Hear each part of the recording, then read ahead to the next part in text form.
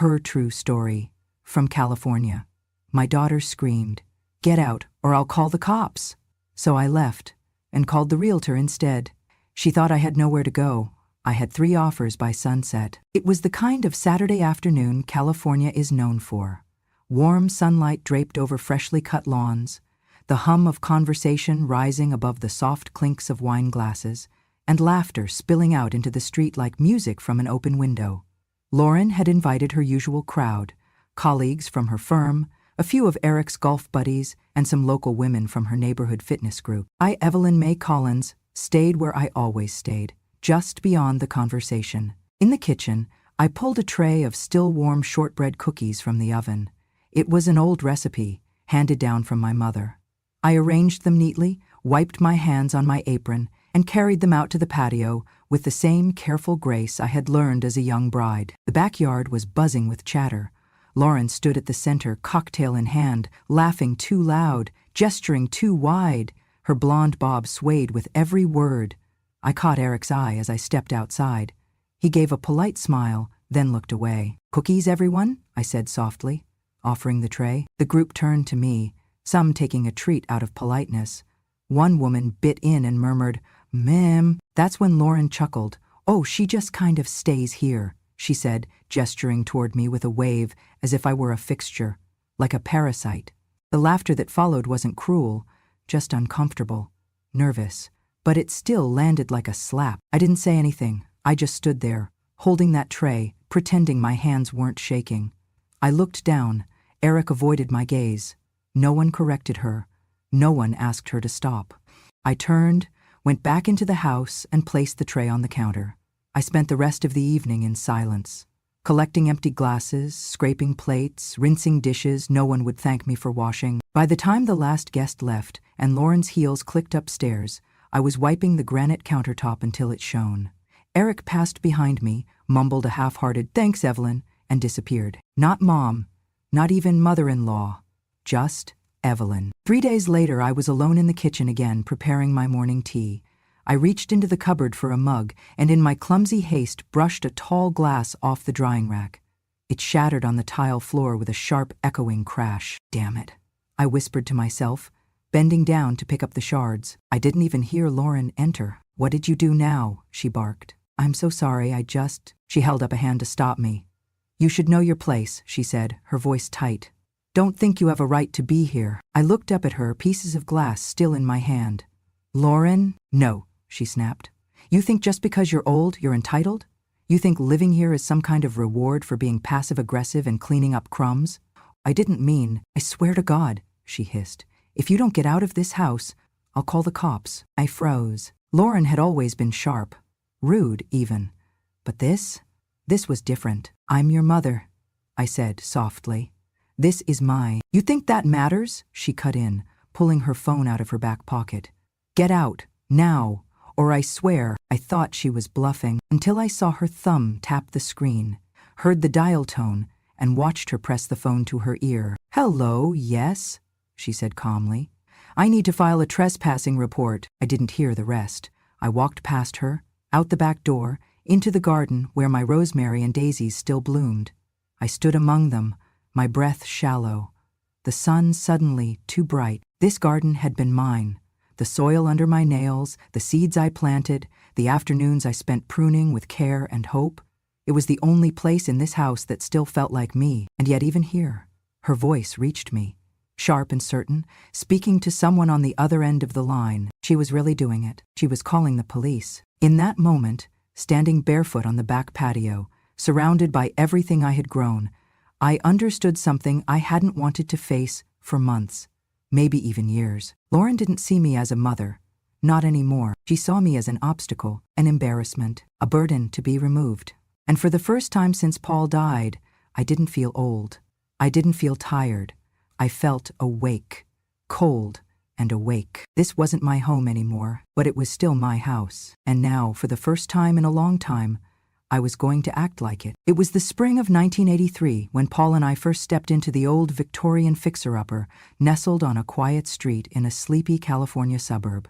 The paint was peeling, the floors creaked with every step, and the kitchen tiles looked like they hadn't been touched since the 1950s, but to us, it was a castle. We had been married 16 years by then. 16 years of clocking in early, clocking out late, saving every dime. We didn't honeymoon in Paris. We honeymooned in a borrowed cabin upstate, cooked canned chili on a portable stove, and drank hot cocoa under one blanket. That was our style. No extravagance, just effort. Paul ran his hand across the banister that day and grinned like a man seeing his future take shape. "It's got good bones," he said. "Like us." And so, we bought it, the tired house with chipped shutters and a patchy lawn, and made it our home. I remember painting the living room walls together one summer morning, Paul balancing on a ladder in faded jeans, humming old country songs under his breath. Lauren, just 6 years old, danced barefoot across the drop cloths, her hair tied up in 2 messy pigtails. "Careful, baby," Paul warned her, smiling, "or Mama's gonna paint you instead of the walls." She giggled, spinning in circles, a splotch of green already on her cheek. We didn't have much, but we had warmth. Dinners on the front porch, homemade Halloween costumes, hand-sewn curtains, a backyard garden that was more weeds than vegetables, but mine all the same. That house watched us become a family. It watched me cry when Paul got laid off, then cheer when he found a job fixing HVAC units. It saw birthdays, scraped knees, school projects, sleepless nights. It held our memories, layered into its very wood. And when Paul got sick in 2006, it became our final chapter. We turned the downstairs den into a bedroom for him because stairs became too much. I cooked soup and rubbed his back through the worst nights. He passed away quietly one morning in that same room, sunlight streaming through the blinds. I stayed in the house another 5 years after that. Every creak, every corner carried his voice. Sometimes I'd walk past the living room and swear I could hear him humming, but grief has a way of hollowing out even the warmest spaces. In 2011, Lauren suggested I move in with her and Eric. "It'll be better for both of us," she said. "You won't be alone anymore, and we've got the space now." At first I resisted. The house was mine after all.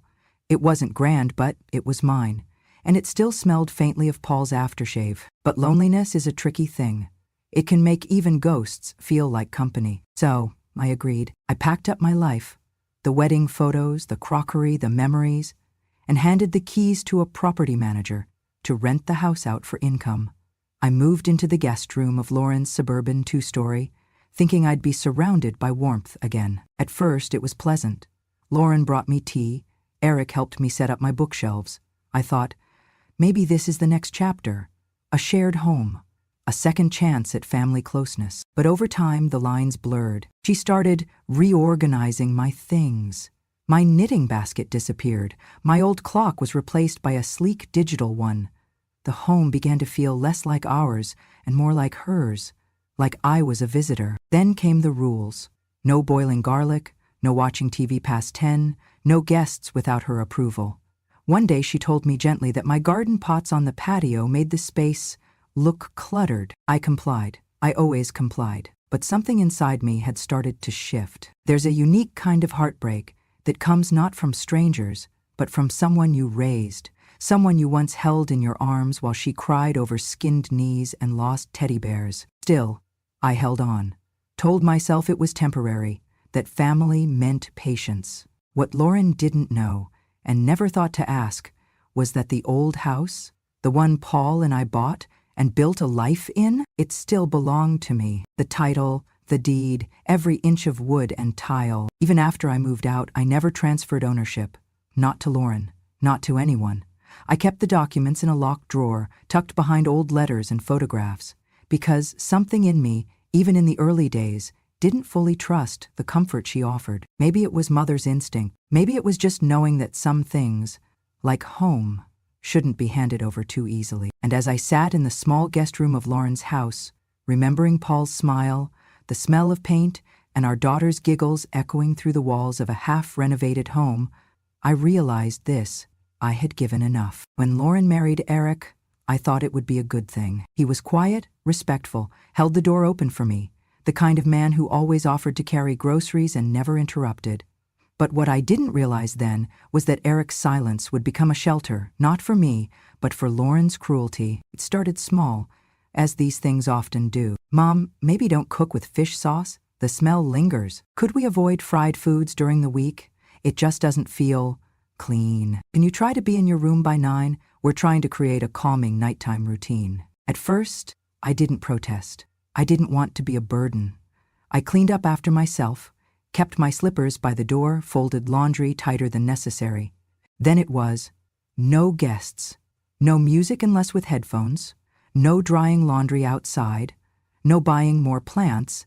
They crowded the aesthetic. Eventually, I realized my world had shrunk to a single room and a single role: stay invisible. I was allowed to cook, clean, and water the yard, but not decorate it, not live in it.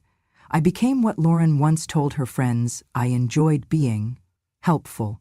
But it felt less like help and more like servitude. She never said thank you. She didn't have to.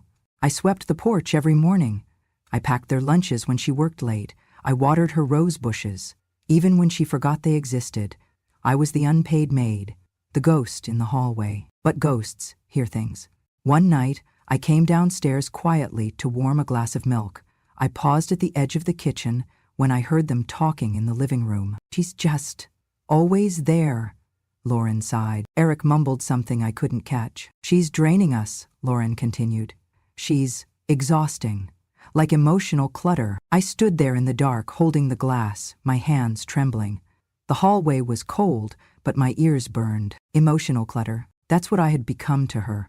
Not a mother, not a widow trying to find peace in the only family she had left, but a pile of dusty junk in the corner. I backed away before they saw me and sat alone in my room for hours, the milk long forgotten. But I didn't say anything. Not the next morning, not the one after. That's the thing about silence. It isn't weakness, it's a ledger, and I was taking notes. Lauren didn't yell often. She preferred the slow drip of disdain, but one evening she slipped. We were having dinner with 2 of Eric's friends, business types, the kind who call themselves investors but don't seem to invest in anything but cigars and sports cars. The table was set neatly. I had spent the day preparing roast chicken, mashed potatoes, and green beans. Everything from scratch. It smelled like a memory from better years. Midway through dinner, one of the men joked, "This chicken's amazing. Lauren, did you cook it?" Lauren laughed without missing a beat. "Oh God, no. That's our resident freeloader's work." The room went quiet for a second too long. Then laughter. Shallow, forced. I didn't say a word. I simply smiled. Eric glanced at me and then quickly looked down. Resident freeloader, that's what she called me. To strangers. In my presence. In the house that Paul and I had built from pennies and hope. I excused myself before dessert. I didn't cry. I didn't slam doors. But I didn't sleep that night. I sat in bed and stared at the ceiling, hearing every word she'd ever said stack themselves into walls between us.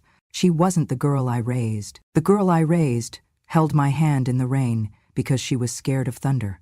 She used to say, "You're my favorite person, Mama." That girl disappeared somewhere along the way, perhaps replaced by ambition, by resentment, by a version of adulthood that had no room for softness. But she forgot something important. The house she now ruled with her designer furniture and meal kits, it still belonged to me. It always had. And the woman she called a freeloader, she still had the deed. It happened on a Thursday afternoon, one of those quiet hours when the sun was lazy through the blinds and the house smelled faintly of lemon cleaner. I was folding the laundry. Mine, Lauren's, Eric's. I'd even matched their socks. Old habits die hard. Lauren came into the room holding a sleek folder. She sat across from me, crossed her legs, like a businesswoman about to pitch a sale. "Mom," she began, too smoothly. "I need a favor." I looked up from the laundry. "What kind of favor?" She smiled. "The tight kind that doesn't quite reach the eyes. Just something simple. Paperwork, really. It's about the house." My body stiffened. "What about it?" "It would just make things easier if it were in my name. You know, for tax purposes, refinancing, equity applications. Nothing changes. You'd still live here, of course. Still live here, in my own house." "I don't think that's necessary," I said quietly, folding a towel with deliberate care. Lauren sighed, as if I were being difficult. "It's just a signature. You wouldn't even have to go anywhere. Walter could notarize it. if he's still alive. I looked her square in the eyes. Now, the silence that followed was thick. No? She echoed, as if the word itself offended her. No, Lauren. That house is still in my name. It's the only thing your father and I built together. I'm not signing it away. Her lips tightened. She stood abruptly and left the room. I thought that would be the end of it. I was wrong. A week later, I received a phone call from my bank. They had questions about a mortgage application tied to my address. Confused, I asked for more information, and that's when I learned that Lauren had attempted to secure a home equity line of credit in her name, using my house, using forged documents that listed her as the primary owner. I asked for copies.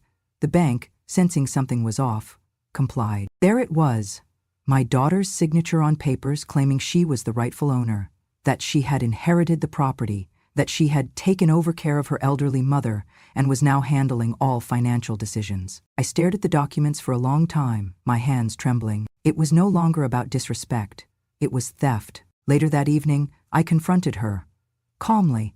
I didn't raise my voice. I spoke to the bank, I said, standing in the doorway of her pristine kitchen. I know what you did. She didn't flinch. She poured herself a glass of water. You shouldn't be poking around in things you don't understand, Mom. I understand perfectly, I said. You tried to steal this house. She leaned against the counter, sipping her water, then set the glass down and looked at me. Look, she said, voice suddenly sharp. You're not getting any younger. You don't work. You don't contribute. All you do is occupy space. I take care of this house, I said. I cook. I clean. You exist, she interrupted.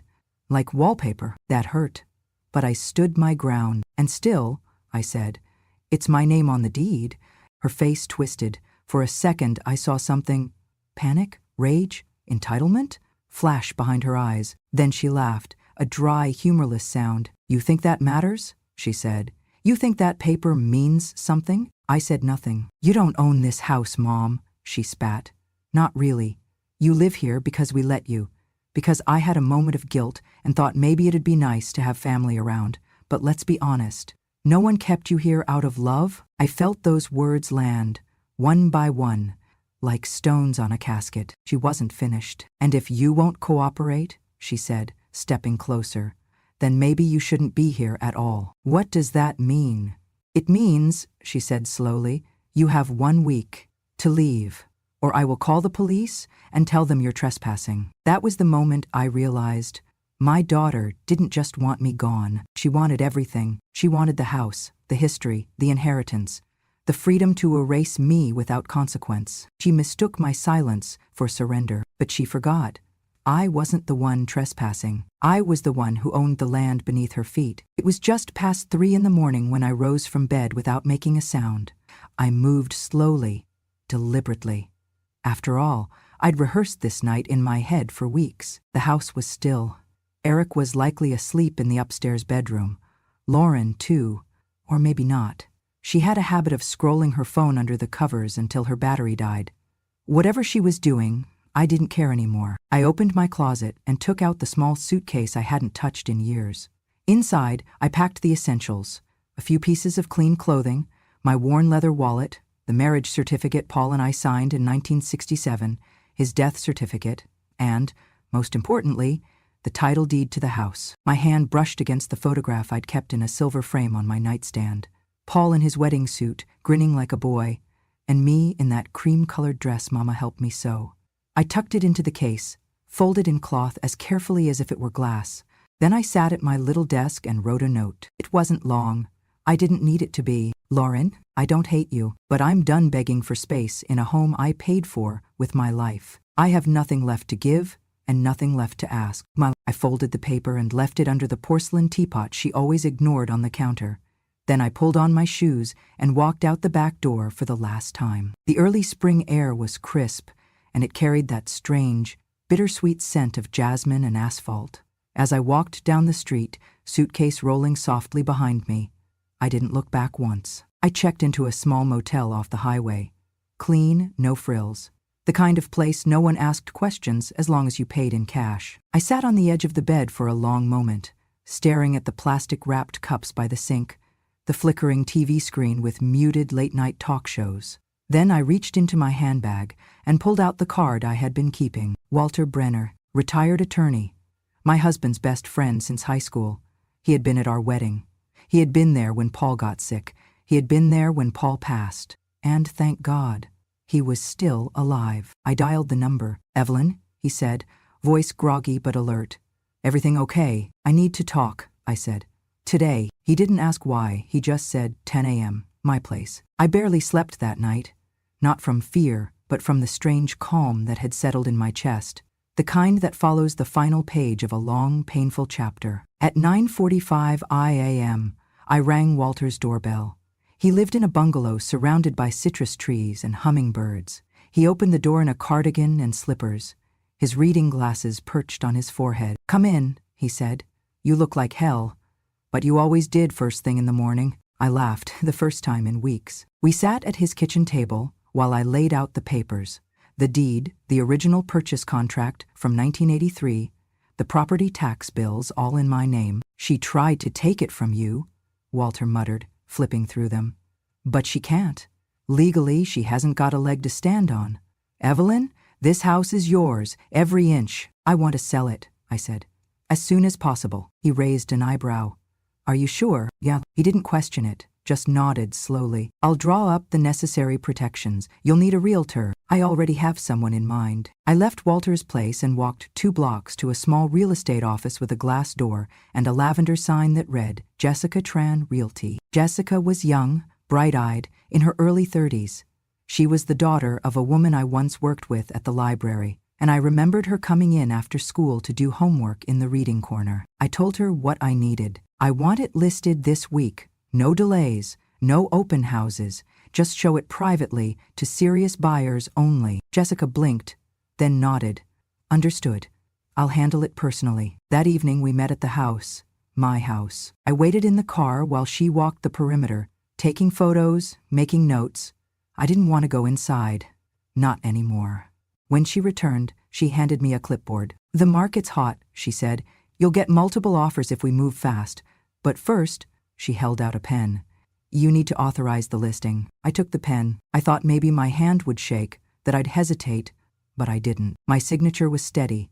My heart, even steadier. The sound of that pen scratching across the paper was the softest rebellion I'd ever made, and the loudest thing I'd ever said to my daughter. That night, I didn't move. I booked a new hotel closer to downtown and fell asleep with the curtains open, letting the city lights remind me I was no longer living under anyone's roof. I was reclaiming my own. Jessica moved faster than I expected, faster than I'd dared to hope. At precisely 8:14 a.m., her listing went live. 3 high-resolution photos, a concise description of the property's character, location, and potential. No mention of the current occupants, just this: charming 3-bedroom Victorian with mature garden and upgraded fixtures. Ownership since 1983. By 10:00 a.m., her phone was buzzing non-stop. By noon, she had shown the property virtually to 2 cash buyers from out of town and 1 young couple relocating for work.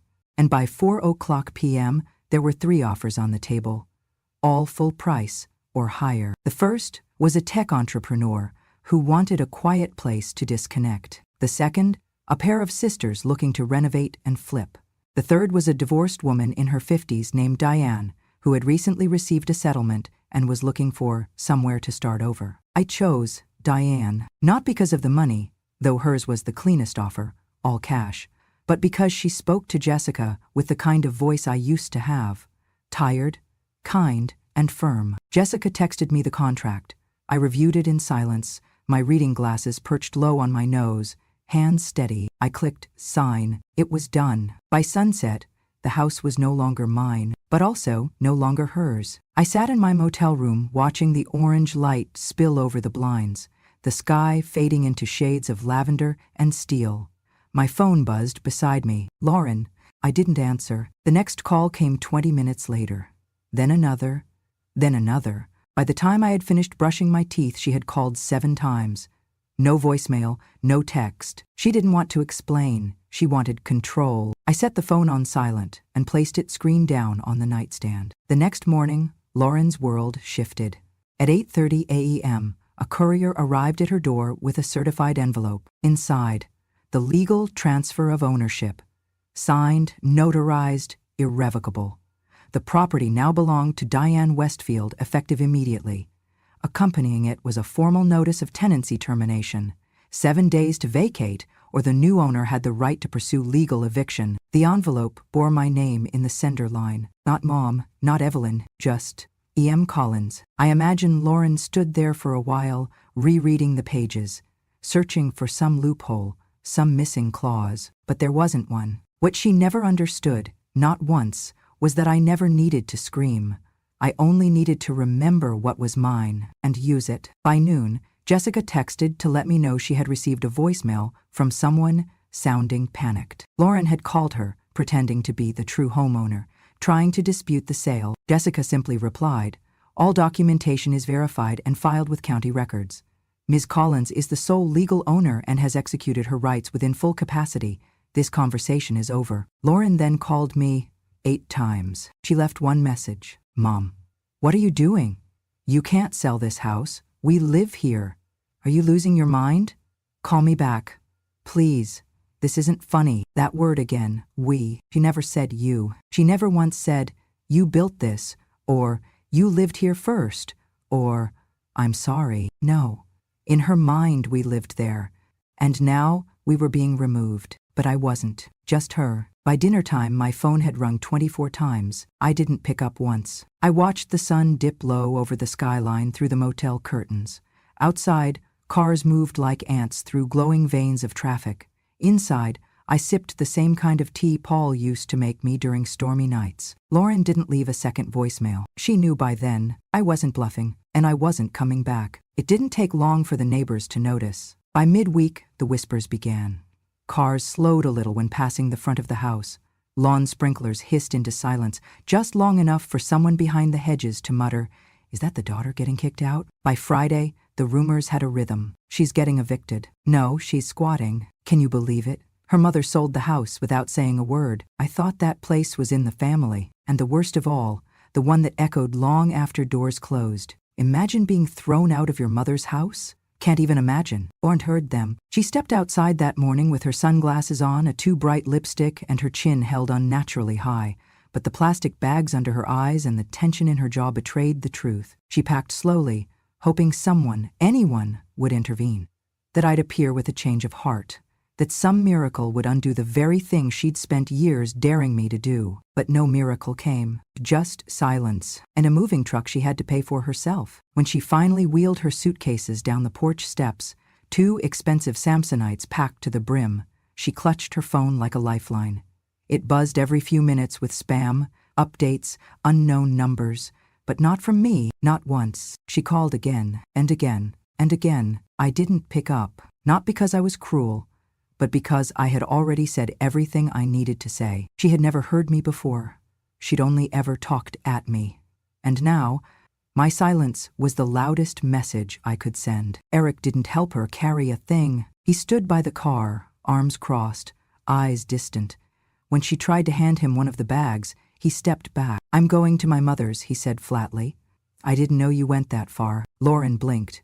"Eric!" He didn't wait for her to finish.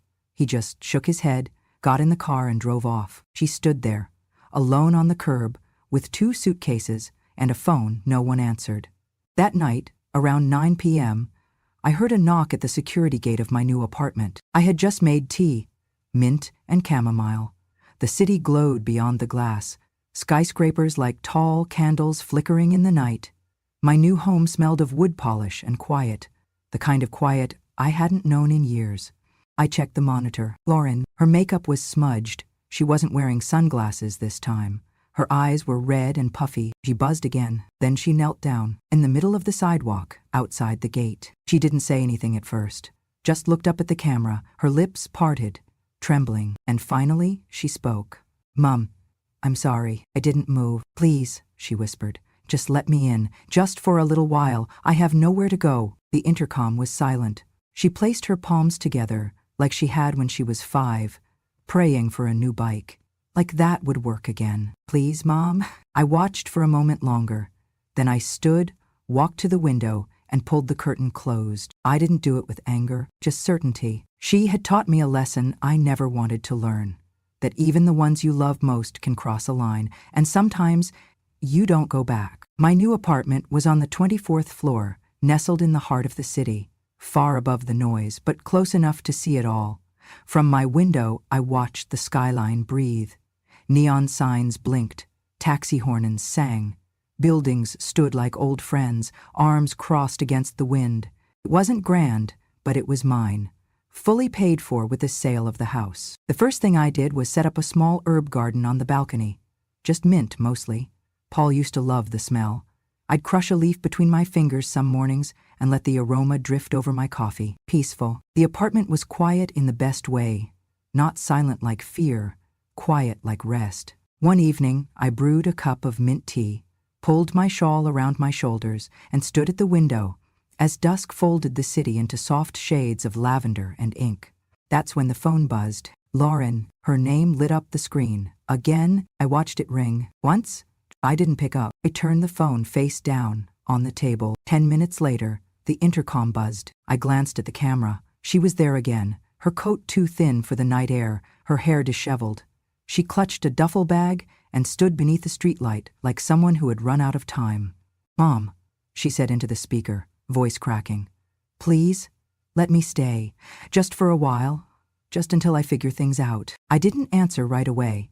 I watched her shift from foot to foot, cold and exposed. She had burned every bridge, thinking she'd never need to cross them again. I stepped out onto the balcony. She looked up and saw me, her face lighting up with hope.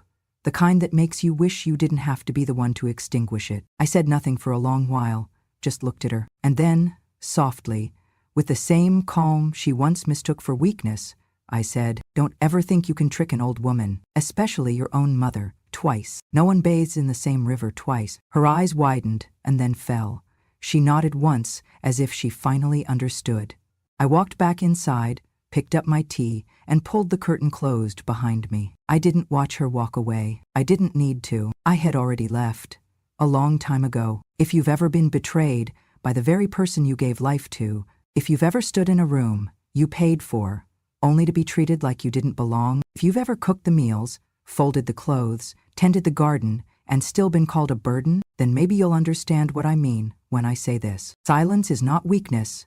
It is memory sharpening its blade. I used to think loyalty meant staying quiet. When Lauren first rolled her eyes at me in front of friends, I said nothing. When she snatched decisions from my hands and replaced them with rules, I smiled. When she laughed at me like I was furniture with feelings, I forgave her, again and again. Because I am her mother, and mothers forgive. Until one day, we don't. You see, it's easy to love your child when they're small, when their mistakes are innocent, when their betrayals are accidents.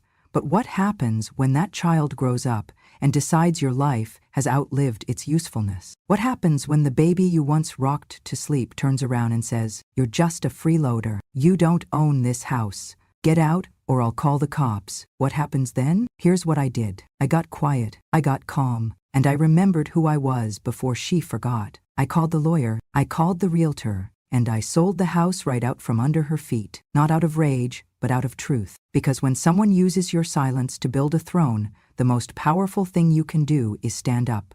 Now I sit by the window of a high-rise apartment I bought with the money from that sale. Mint plants grow in small pots by my balcony. The city hums below me, and I hum right back. The phone still rings. Sometimes it's Lauren, sometimes it's just ghosts. But I don't answer anymore, because I'm not the woman who begged for kindness. I'm the woman who remembered what she was owed and collected it. And if you too have stayed silent too long, if you've swallowed betrayal because you thought it would keep the peace, if your grown child or your spouse or your sister ever made you feel like a burden, then let me be the voice you never used. So let me say what you couldn't say that night they slammed the door. Let me tell the story you lived and tried to forget. Subscribe to Grandma True Stories, because here, revenge doesn't need to shout. It just needs to remember. Here, we don't yell, we write, we record, we remember, so loudly, so clearly, that the world has no choice but to listen. Because in this place, silence is a kind of justice. And justice? Well, she wears pearls and drinks her tea slow.